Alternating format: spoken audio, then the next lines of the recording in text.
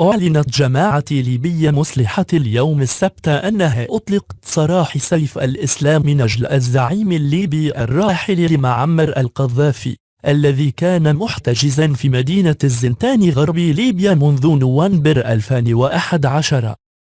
وذكرت ما تسمى بكتيبة أبو بكر الصديق في بيان نشرته على صفحتها على موقع التواصل الاجتماعي فيسبوك أنها أطلقت سراح سيف الإسلام القذافي مساء الجمعة 14 من شهر رمضان ليصبح بذلك حرا طليقا.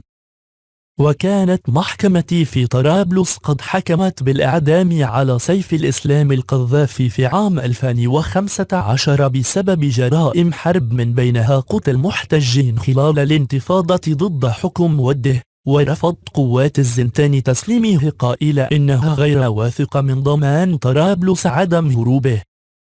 وتطالب المحكمة الجنائية الدولية بتسليم سيف الإسلام القذافي لمحاكمته في ارتكاب جرائم ضد الإنسانية. لا تنسى الاشتراك لكي يصلك كل جديد.